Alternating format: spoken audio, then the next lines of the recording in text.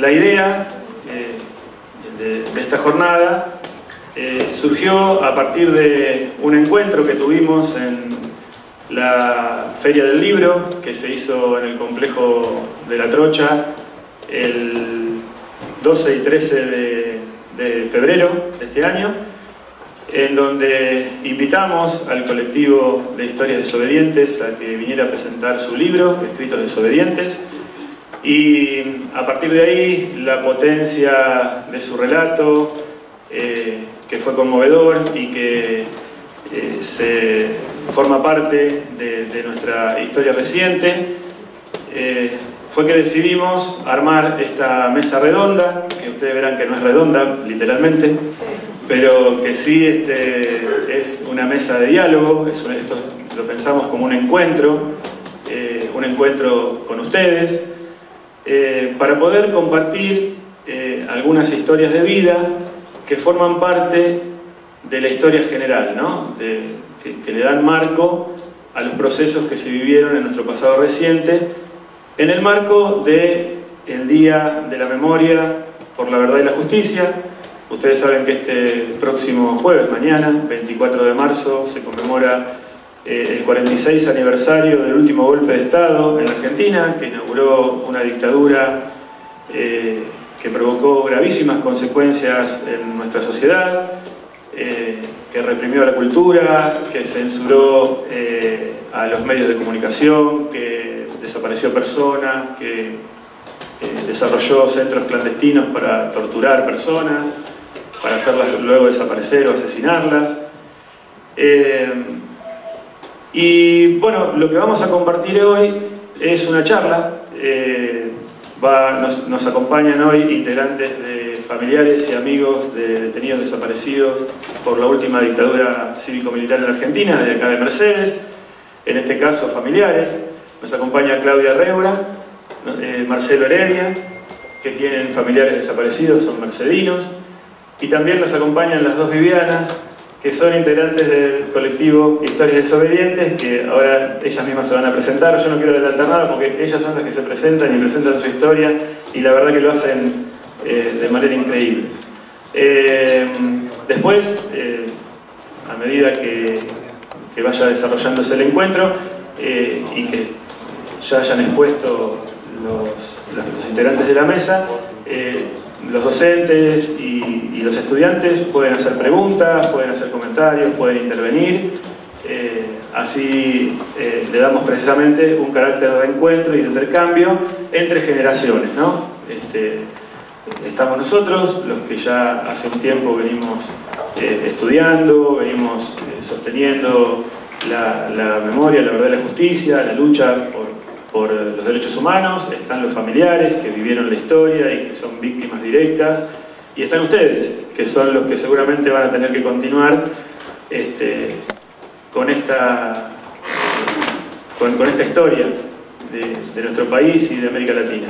Así que, bueno, bienvenidos, muchas gracias, y le voy a dar la palabra a los integrantes de la mesa. La idea es que comiencen hablando algún integrante de familiares, creo, primero, y luego algún integrante de Historias Desobedientes. ¿Arranca Historias Desobedientes?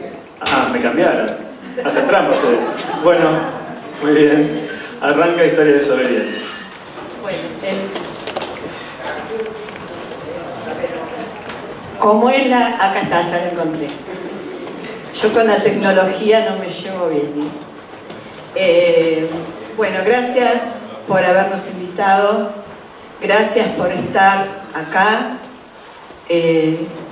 tantas y tantos jóvenes, realmente es muy conmovedor estar frente a este grupo de personas tan jóvenes, ¿no? Porque quienes estamos acá sentados llevamos esta historia en el cuerpo,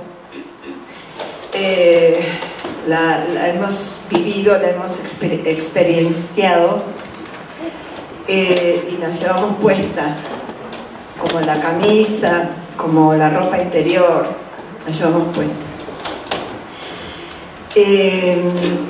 Historias Desobedientes es una agrupación que se conformó en el año 2017, un poco bastante en respuesta al fallido y tristemente célebre 2x1, cuando fue la intentona de computarles a los genocidas 2 años por 1, con lo cual quedaban muchos en libertad.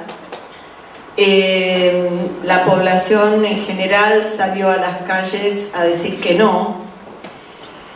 Lo que yo quiero agregar a esto es que no se detuvo ahí la cosa, porque se fueron filtrando, pasando el tiempo, muchas domiciliarias, y en forma, digamos, escondido el 2x1, muchas domiciliarias, muchos genocidas que fueron a pasar su sentencia firme a perpetua en sus casas, cómodamente instalados, de modo que mucho efecto, digamos, esa multitudinaria concentración de ciudadanos en las calles no resultó porque fue una sola vez. Creo que tendríamos que haber salido mucho más para que resultara. Por eso en Historias Desobedientes estamos convencidas de que la lucha hay que seguirla en todas partes, cada día de nuestras vidas y en cada lugar al que vamos. Sea la ciudad de Mercedes, que es un lugar muy importante y muy neurálgico para alzar nuestra voz, como la escuela rural de algún lugar poco olvidado de nuestro territorio argentino.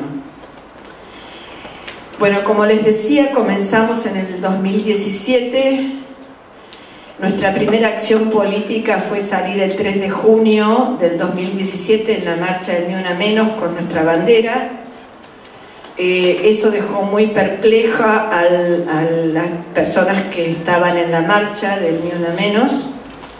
No entendían muy bien qué era eso de hijas e hijos de genocidas, que en aquel entonces versaba así nuestra bandera. Después cambiamos a familiares porque se fueron sumando nietas, nietos, sobrinos, sobrinas, hermanos, hermanas. La categoría filiatoria se fue ampliando, de modo que ahora nuestra bandera versa familiares de genocidas. A partir de allí, nuestra siguiente acción política, porque somos un grupo de acción política no partidario, pero sí con una política muy clara y muy firme, con toda la decisión firme de aportar un granito de arena, alguito, lo que podamos, a los derechos humanos, que tanto ejemplo nos dieron a nosotros como hijos como familiares de genocidas, como también al mundo. La Argentina ha dado ejemplo al mundo con su lucha. Los familiares de desaparecidos, los sobrevivientes, las madres, las abuelas, son realmente un ejemplo a seguir, no solamente en la Argentina, sino en el mundo entero. Hay una frase de madres, ¿no?, que frente a una foto en la que están ellas paraditas, mujeres de la edad que tenemos Vivi y yo ahora, paraditas frente a los milicos armados y arriba de los caballos y todos pertrechados, ellas paraditas y los milicos ahí apuntándoles con las armas, no retrocedieron, ¿no? Entonces hay una frase que dice: cuando tengas miedo, acordate de esta imagen. Ellas no tuvieron miedo y siguieron con todo, con toda su fuerza, y cada día un pasito, una cosita, y de alguna manera venimos en con ese ejemplo, hemos hemos tomado el ejemplo de todos los organismos de derechos humanos de nuestra patria. Nos apropiamos de esa palabra patria y matria que a veces no es tan valorada. Parece que solamente de los milicos la palabra patria, y no, de todo el pueblo argentino. La segunda acción política, como les decía, fue presentar un proyecto de ley en el Congreso a través de la mesa de entrada que permita a los familiares de genocidas dar testimonio, declarar, denunciar y declarar en contra de nuestros familiares, cosa que está prohibido en el Código Procesal Penal, y pedimos que eso se modifique en el Código Procesal Penal. Todavía seguimos bregando por este tema. Seguimos haciendo muchas cosas, pero antes de pasarle la palabra al resto de la mesa, quisiera decirles a ustedes como jóvenes que investiguen en la historia, que escuchen, que vean, que se metan en los juicios que están en YouTube, que escuchen las declaraciones de los sobrevivientes para entender un poco más qué pasó con sus padres, con sus abuelos, para poder preguntar en sus familias, en sus grupos de seres queridos, poder cuestionar, poder preguntarse a ustedes mismos, poder poner una pregunta sobre la mesa entre los seres queridos y no dejar que nuestra historia pase como si nada hubiese ocurrido, sino que ustedes lleven preguntas, cuestionamientos a sus grupos cercanos. Esto es muy importante para aportar a la memoria, porque la memoria la construimos cada día y entre todos. Paso la palabra.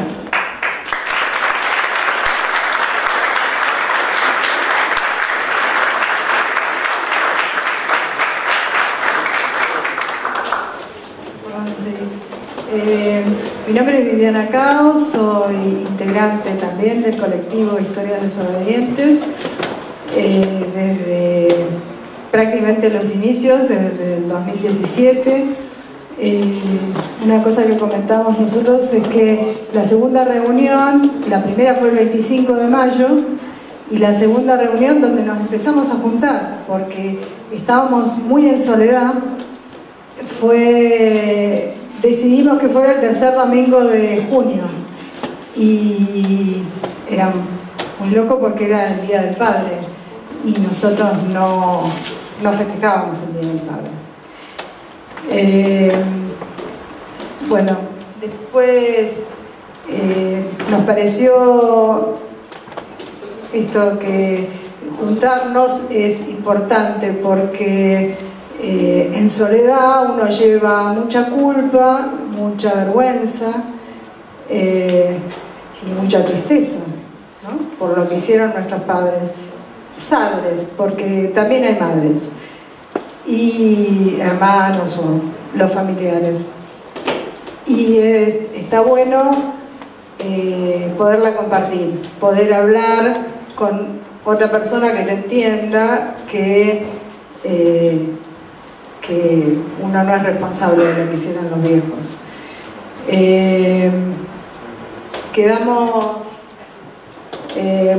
Trabajamos bastante y logramos hacer un encuentro internacional de historias desobedientes donde participaron distintas personas que han estudiado el tema, y además participó, por ejemplo, una nieta de nazi. La embajada de Alemania la ayudó a llegar a nuestro encuentro internacional, y también a Adriana Taboada, que es de Zona Norte de Derechos Humanos, Uki Goñi, que era el redactor de Buenos Aires Herald en la época de la dictadura. Después Ana Berecín, una psicóloga que nos acompañó mucho, porque el colectivo, como familiares de genocidas, tenemos nuestro ramito. Así que ella nos acompaña siempre cuando surge algún conflicto o cómo seguir. Bueno, eso se tradujo a un libro que son Nosotros, Historias Desobedientes, que es el que tenemos por ahí, y antes habíamos editado otro libro que se llama Escritos Desobedientes, que son 18 escritos de compañeros de desobedientes. Entre ellos hay un nieto que en ese momento tenía 10 años. Y esa es la primera parte del libro. La segunda parte son 10 publicaciones que hicimos en distintos casos, ¿no? Cuando necesitábamos comunicarnos y dar nuestra opinión, como por ejemplo lo de Santiago Maldonado, Ni Una Menos. Así que, bueno, esos son los 2 libros que tenemos. La idea es, estamos trabajando fuerte para hacer otro encuentro internacional. Nosotros somos los primeros colectivos de historias desobedientes de Argentina, por lo menos hasta ahora no hemos descubierto ninguno que esté antes que nosotros en todo el mundo. Por suerte después, al poco tiempo, se sumaron chilenos y ahora tienen Historias Desobedientes Chile, se sumaron brasileros y tienen Historias Desobedientes Brasil, y se está formando Historias Desobedientes Paraguay y Historias Desobedientes Uruguay. Como ustedes saben, esto que pasó en Argentina no pasó solo en Argentina, sino toda en Latinoamérica, porque fue un plan sistemático que se llamó el Plan Cóndor, hecho por el norte, ¿no? También tenemos una desobediente en El Salvador, y tenemos una nieta desobediente de Franco en España. Así que está bueno que se multiplique, y está bueno que se multiplique acá también. Donde nos invitan siempre vamos, porque pensamos que somos 100 y pico, nada más. Y en la dictadura actuaron más de 1000, muchos más de 1000. Si multiplicamos eso, porque los milicos eran bastante prolíferos, entre 2, 3, 4 hijos, estamos hablando de miles de desobedientes que podrían acompañarnos. La idea es, como dijo Vivi, que se piense y que no se quede, primero que se piense, ¿qué hizo mi familiar de las Fuerzas Armadas o de Seguridad en la época de la dictadura? Y si quiere acercarse a nosotros, nosotros estamos abiertos y dispuestos a recibirlos, pero en soledad es muy difícil. Nosotros que lo hemos llevado en soledad mucho tiempo, es difícil poderlo manejar, y nosotros brindamos contención y acompañamos. Y otra cosa que es muy loca es que, a pesar de tener historias muy diversas, porque así como tenemos algunos padres muy cariñosos y algunos padres para nada cariñosos, y milico, por ejemplo, mi viejo era milico de ejército, y en mi casa se vivía como si se viviera en un regimiento, así que no era muy cariñoso para nada. Pero hay otros padres muy cariñosos, que eso distan mucho las historias, pero sí tenemos como cosas en común, que hemos vivido en barrios militares, hemos ido muchas veces a escuelas religiosas, tenemos frases que lo decían los milicos y que a nosotros nos resultan súper comunes, por eso tenemos cosas en común, y no estamos tan en soledad, que, como les dije, no es fácil llevar este peso en soledad. Así que bueno, le paso la palabra ahora a mi compañero.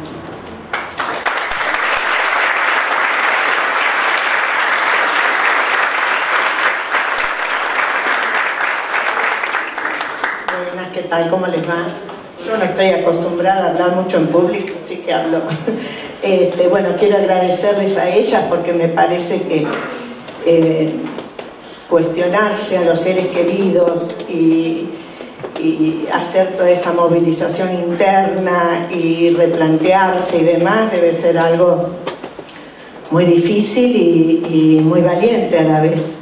Así que me parece que las admiro por eso, por poder cuestionar todos los mandatos en los que se criaron y rígidos y bueno, y poder mirar desde otro lado la historia del país y ponerse en el lugar del otro y poder recambiar la historia, que me parece que es lo admirable de ellas dos. Bueno, yo soy hermana de una desaparecida en Mercedes.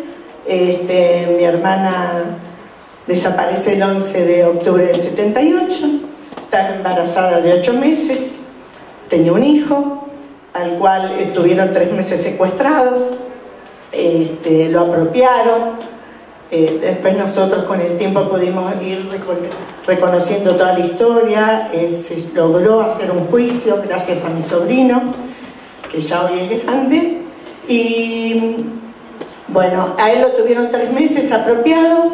Tuvimos la suerte, esa cuota que se necesita en la vida, porque hoy hay más de 300 chicos que no han podido, hombres ya, que le han robado la identidad y la identidad, la historia, su familia, y todavía las abuelas hoy, a pesar de los años que tienen, lo están buscando, y ellas confían plenamente en las otras generaciones, porque las abuelas tienen 90, 90 y pico y han luchado 46 años, pero siempre apostaron a la juventud, siempre apostaron a que la otra generación tome la posta, se fije, replantee la historia y trate de entender qué es lo que pasó y pueda luchar por la memoria, la verdad y la justicia. Bueno, mi hermana desaparece, ya les conté, mi sobrino lo recuperamos, después de muchos años, en la época de Néstor y Cristina, se pudo terminar el juicio, se pudo condenar a los acusados, se pudo determinar la verdad, todo lo que había ocurrido, y eso da mucho alivio, como da mucho alivio que la justicia funcione. No sé, les cuento más o menos, y después si quieren preguntar. Yo siempre digo que cuando alguien me dice, pero hace mucho que pasó, yo siempre le pregunto, ¿no? Si ustedes agarran a cualquier abuela, en la calle, tu abuela, y a vos te roban tu nieto, ¿a vos te parece que eso es pasado? Nunca. Es el presente vivo de todos los días de tu vida, tratar de encontrar a tu nieto. Y eso pasa hoy en nuestro país.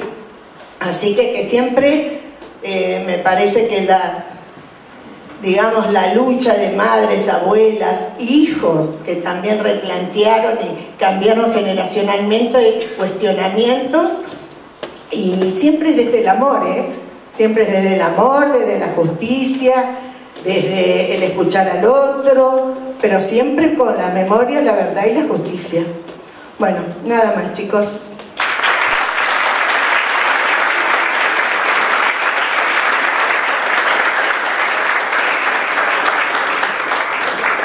Buen día, mi nombre es Marcelo Heredia, nací aquí en Mercedes y en verdad estoy emocionado y conmovido por los relatos de las compañeras, con la valentía con que lo han hecho. Emocionado también porque nunca me imaginé que iba a encontrarme con tantos jóvenes para transmitirles la esperanza de un mundo y un país mejor, pero también para decirles que la historia es maestra de vida, la historia no se debe olvidar, la historia es memoria presente, activa. Y también para decirles a cada uno de ustedes que tiene una misión, sea cual sea la posición política que asuman o que tengan ahora o en el futuro. Los derechos humanos son derechos humanos, son para todos, sea quien sea, es decir, la persona afectada. Mi hermano Francisco Manuel Heredia fue hecho desaparecer por fuerzas armadas de seguridad en Capital Federal. Vivía acá, era estudiante de psicología y trabajaba en el Banco Provincia. Fue en la época más tremenda que tuvo nuestro país, el 9 de noviembre de 1976.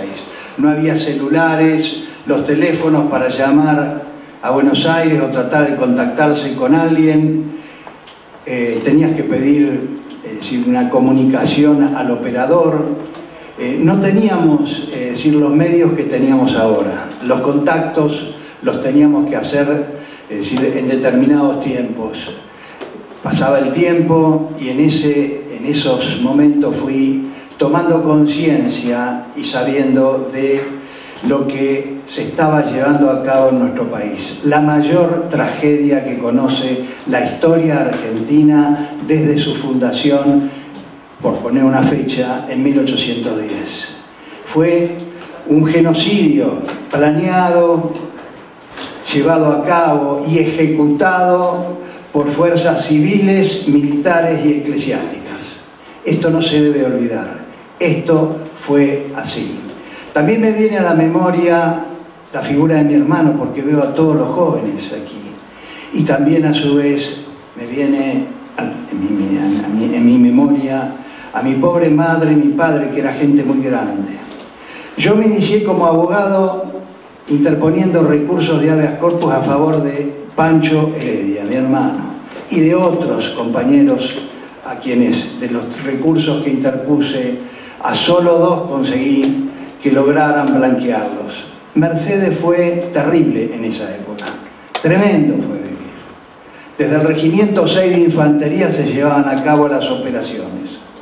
Recuerdo cuando reventaron el estudio jurídico nuestro por haber firmado una solicitada pidiendo, para mí, por un ilustre desconocido, era un maestro que después fue diputado nacional, es decir, socialista. Y todavía recuerdo a mi pobre madre parada y a mi abuela que tenía postrada 90 años en la cama. Esos son los recuerdos que me vienen en este instante. Y además me viene también otro que no es recuerdo, sino es una sensación de esperanza, porque los veo a todos ustedes y yo creo y los aliento a que sigan, se ilustren, se estudien, se interesen por todo esto y defiendan, es decir, a cada uno de ustedes, porque defender a cada uno de ustedes es continuar con la fundación de la patria.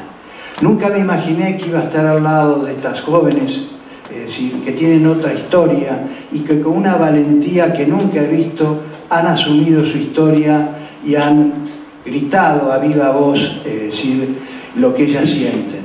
Comparto y me alegro porque tal vez esto sirva para lograr refundar, es decir, otra nación, otro momento, pero tienen que seguir.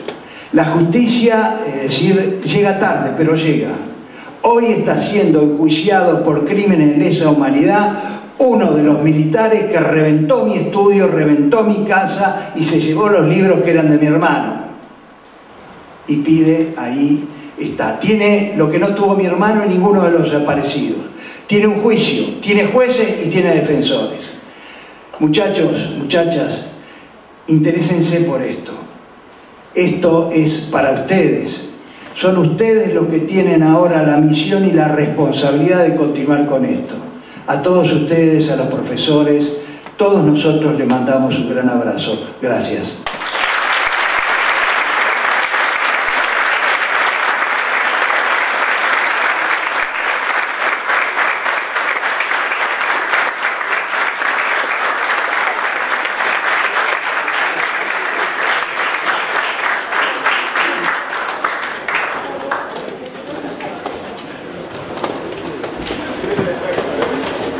Seguramente van a querer hacer preguntas, ¿no es cierto?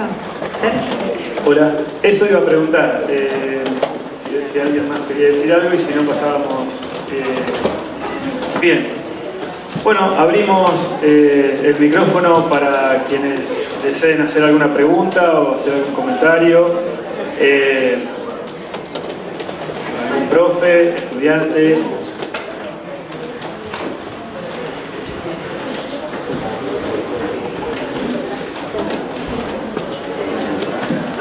Anímense. Al principio cuesta, pero cuando sale la primera pregunta empiezan a salir algunas más.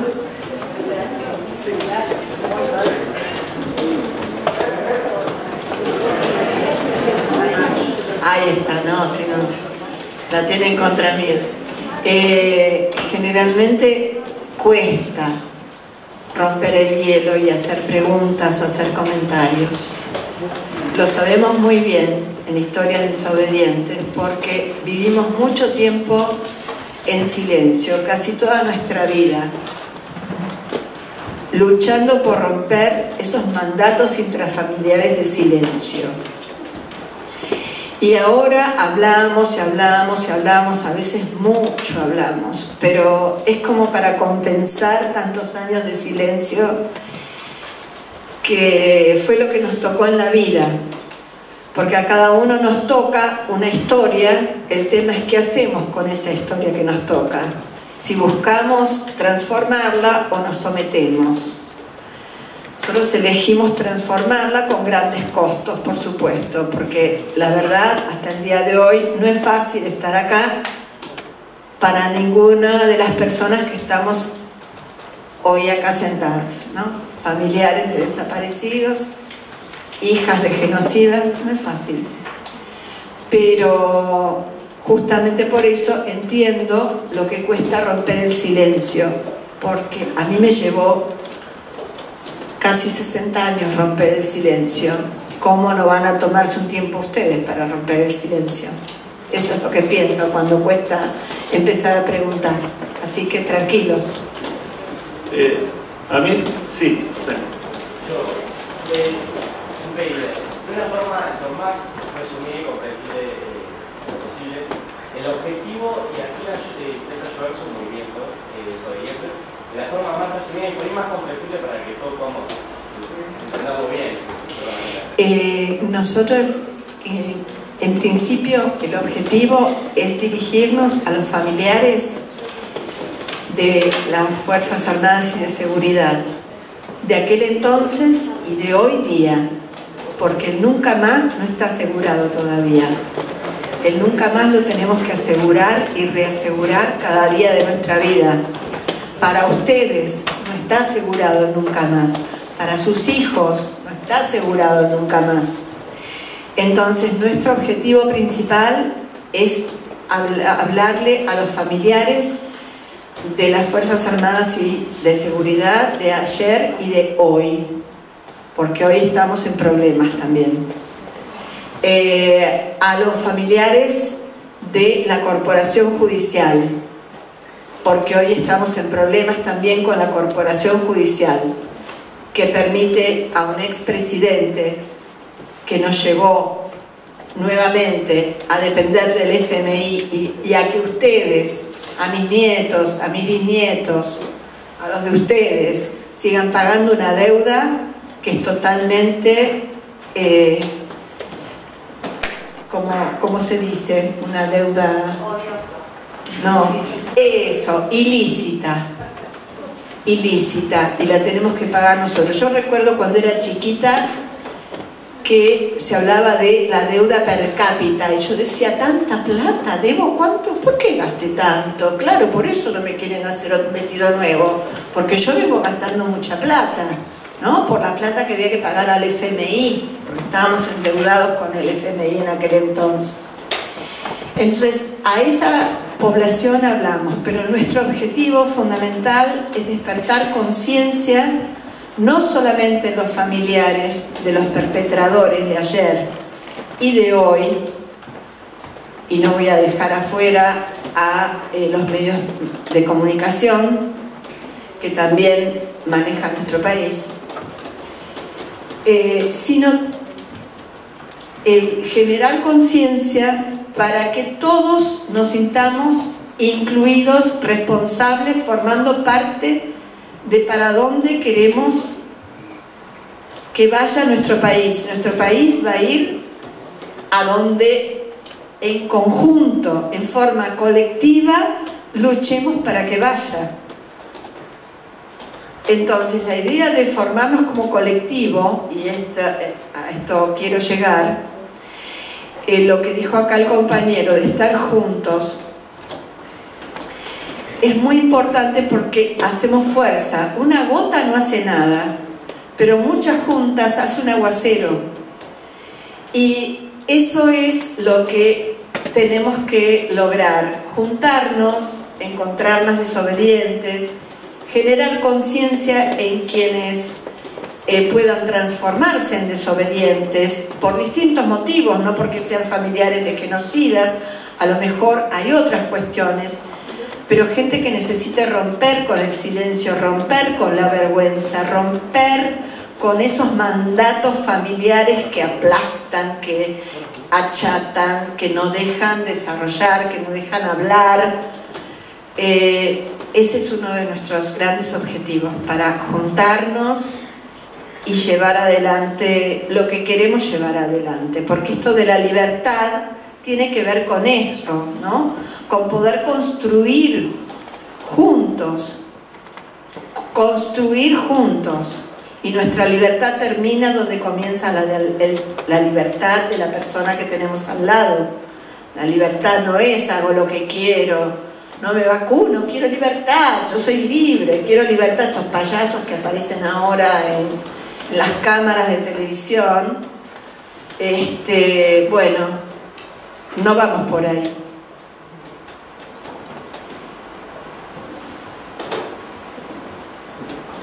Sí. Sergio. No soy un alumno, soy un profe. No soy un alumno del sexto, soy un profe que en ese entonces, en el 36, era muy pequeño, ¿no? Experiencias que no recuerdo mucho de qué se hablaba del entorno en ese momento. Yo les tenía dos preguntas, ¿no? Para los familiares de desaparecidos. ¿Cómo fue, o si recuerdan, porque también serían pequeños, a dónde se iba, qué puertas golpearon para saber qué había pasado? Y después, ¿cuál fue la reacción que tuvieron no digo desde las puertas donde golpearon, sino en el entorno de familiares, vecinos, a ver si creían, no creían, qué rumores tenían de lo que estaba pasando? Eso por un lado, ¿no? Y también a los familiares de genocidas, que recuerdan de qué se hablaba, de lo que estaba pasando, si se percibía algo de los mayores. Eso.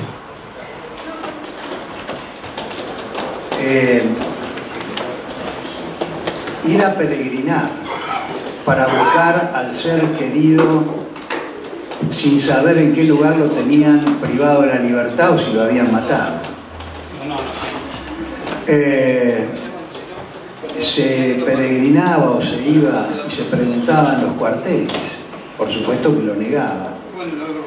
Se contactaban con los sacerdotes o con algún obispo o con algún cura que tuviera vinculaciones con las Fuerzas Armadas.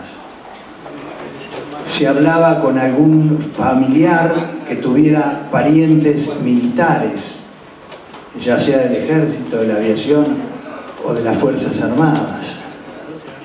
Se interponían recursos de habeas corpus que invariablemente eran rechazados por los jueces ordinarios o los jueces federales, en mi caso del Capital Federal, pues mi hermano fue privado de la libertad, tomado, hecho desaparecer forzadamente en la ciudad de Buenos Aires, por ejemplo. Algo habrán hecho, se instalaba esa. Algo habrán hecho y por algo será. Y luego se estigmatizaba a la familia.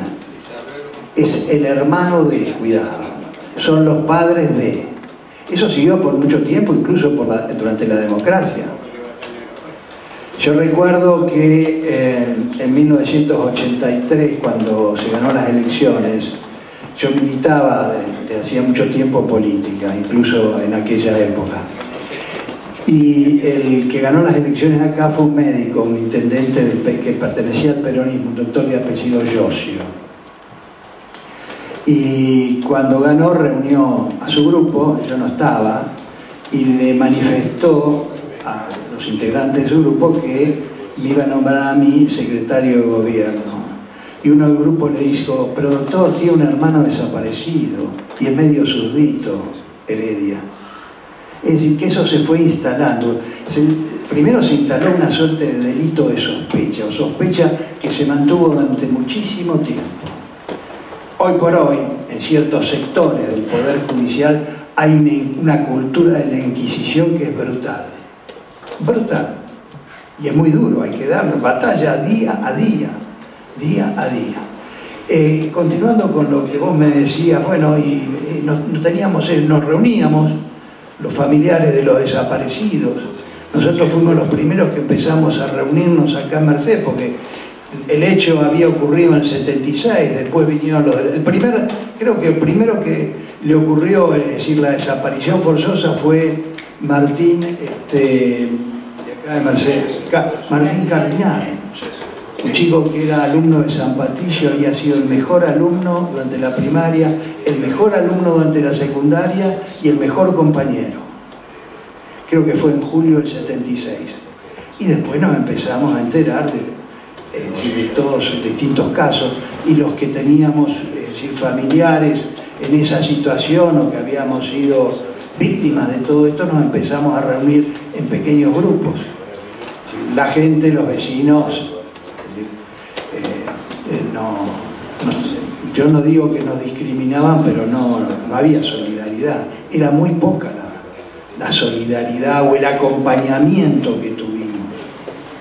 Cuando reventaron mi estudio jurídico, mi casa, porque era todo lo mismo, un solo vecino me llamó. Un solo vecino. Los demás no me llamaron. De todas maneras, eso era lo que nos estaba pasando. Sobrellevamos todo esto como pudimos, nos reunimos.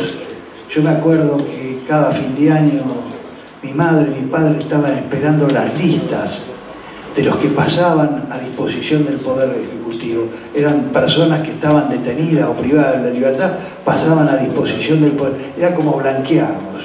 Y a otros que les permitían, por un decreto ley, porque no había Congreso en ese momento, poder irse afuera del país. Estábamos ahí, solos, sin juez, sin proceso, sin tener contacto con la persona, sabiendo, pasando el tiempo, cómo estará sufriendo, se habrá muerto. Era un estado, realmente de locura se vivía. Y para gente grande mucho más. Sí, yo lo que quiero agregar es que la imposición del terror la marcaron mucho. Es decir, se sintió en toda la sociedad.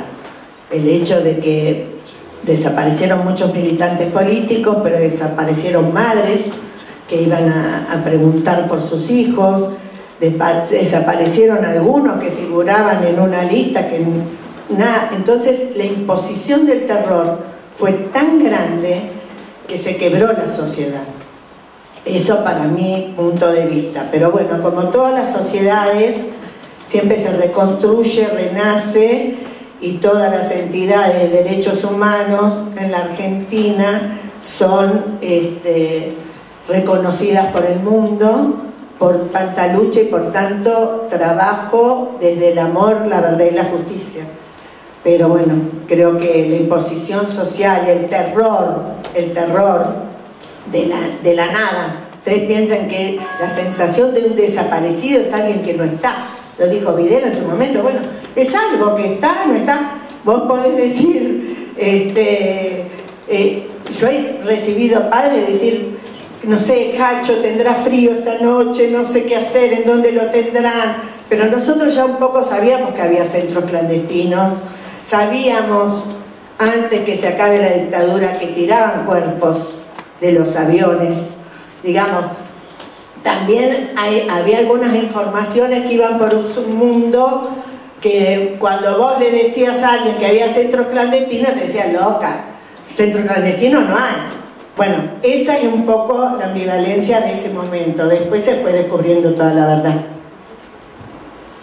Hay algo que quisiera transmitirlo, y es esto: nos quitaron el derecho al duelo. ¿Qué es el derecho al duelo? Entre otras cosas, ¿verdad? Si alguno de nosotros tenemos la desgracia de padecer o sufrir el fallecimiento de algún pariente, normalmente, habitualmente, vamos al lugar donde lo están velando, acompañamos, estamos ahí hasta último momento, acompañamos a los familiares, es decir, acompañamos el cortejo hasta el cementerio, probablemente podamos llevarle una flor al lugar donde se lo ha enterrado. Nosotros no tenemos ese derecho, nos quitaron ese derecho, el derecho a poder hacer lo que se denomina duelo. Bueno, sí. Bueno, muy buenos días. La verdad que es un honor, un orgullo grande que estén acá en Mercedes. Yo les quiero decir dos cositas nada más. Ustedes vieron que cuando pasa algo se dice siempre que hay que escuchar las dos campanas, ¿no? Yo creo que en esa mesa tenemos las dos campanas. La campana de quienes perdieron a sus seres queridos, les arrebataron sus seres queridos, y la campana de los que lo vieron hacer eso, hacer esas atrocidades, y lo denunciaron siendo sus familiares, sus padres. Cuando hablamos de que mañana se conmemora dictadura cívico-militar, hablamos tal vez de los vuelos de la muerte. Muchos de ustedes por ahí conocen la canción de la Versuit, que habla de eso, que fue drogar a personas, subirlas a un avión y tirarlas al río, del robo de bebés que se hablaba recién, de la tortura, de la desaparición física que recién decía Marcelo, del duelo. Y todo esto, ¿por qué pasó? ¿Por qué se hizo? Decían recién del Plan Cóndor. Por ahí muchos de los que están acá no saben qué fue el Plan Cóndor. Pero el Plan Cóndor fue el diseño de dictaduras en América Latina. ¿Y por qué se hicieron dictaduras en América Latina? Porque nuestro país, por ejemplo, era un país que tenía todas las condiciones como las tiene hoy de crecer, de desarrollarse, de distribuir mejor la riqueza. Y siempre hay dominadores y dominados en el mundo, y por ahí los países más poderosos no querían el desarrollo de nuestro país, el desarrollo de otras ideas. Entonces cuando hoy hablaban de lo lindo que es ver esto, yo la verdad, chicos, que los felicito con el respeto que han escuchado, porque eso es la clave de todo, tener respeto por el otro, no burlarse. Y en ese respeto tener la reflexión, ¿no? Ser reflexivos y saber que las personas que desaparecieron querían construir un mundo mejor, y ustedes pueden construir también un mundo mejor participando desde la escuela, participando del centro de estudiantes, desde un centro cultural, participando desde un club, participando de la defensa del medio ambiente, participando en la construcción de una sociedad sin violencia de género, que también son resabios que quedan de una conducta autoritaria y totalitaria. Es decir, que cuando uno recuerda, no es que se queda en el pasado, uno recuerda el pasado para comprender el presente y para proyectar un futuro mejor, ¿no? Y yo creo que de esto se trata. Y el agradecimiento enorme es a la valentía también. Hoy la escuchaba Patricia o Jorge, que recordaba en plena dictadura cuando las madres salían a preguntar esto que decía el docente recién, bueno, ¿dónde están? ¿Dónde está mi hijo? ¿Qué le pasó? ¿Dónde está? ¿No está en una comisaría? ¿No lo tiene un juez? ¿No está en una cárcel? ¿Dónde está? Había una dictadura. Entonces, cuando no se podían juntar más de 2 personas, porque si no era asociación ilícita, o no te podías juntar en la Plaza San Martín 3 personas. ¿Qué hicieron las madres de Plaza de Mayo? Que llevaban en su cabeza un pañuelo blanco como el símbolo de sus hijos, que era el símbolo de los pañales. ¿Qué es lo que hicieron? Bueno, se juntaron de a dos y empezaron a dar vueltas en la Plaza de Mayo. Entonces, eso conmovió al mundo. Argentina fue un país muy conocido en el mundo porque además de tener una dictadura sangrienta, tuvo gente con una enorme valentía. Y la valentía no es que de manera inmediata uno tiene los resultados. Uno también hace las cosas desde las convicciones. Entonces creo que un poco lo que esta mesa hoy decía es esto. Encuentren también sus convicciones. La historia como maestra de vida sirve para eso, sirve para encontrar buenos ejemplos y para poder en el presente trabajar, ser solidarios, unirse, erradicar la violencia, construir una escuela mejor, una ciudad mejor y un país mejor. Entonces, para esto es la memoria para todos los que estamos acá. Así que yo la verdad que enormemente agradecido a ustedes que vinieron, pero también a ustedes con el respeto, con la madurez que han escuchado. Y bueno, muchísimas gracias.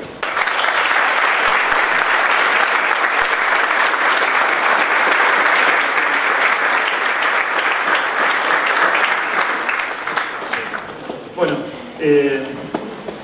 no quisiera alargar más este momento. Quería agradecer muchísimo a Viviana y a Viviana, a Marcelo y a Claudia, volver a agradecerle muchísimo a ustedes y bueno, contarles que las actividades en conmemoración del Día de la Memoria por la Verdad y la Justicia van a continuar esta noche con una vigilia, mañana con un acto protocolar y vamos a seguir, como decía Juan y recién, en abril también, porque el 30 de abril se cumplen 45 años de la primera ronda de las Madres de Plaza de Mayo, así que durante abril también vamos a seguir con actividades. Estén atentos los profes para poder invitar a los chicos a seguir las redes sociales y demás, que vamos a estar difundiendo las actividades que tenemos para exigir un país con más memoria y con más democracia. Muchísimas gracias.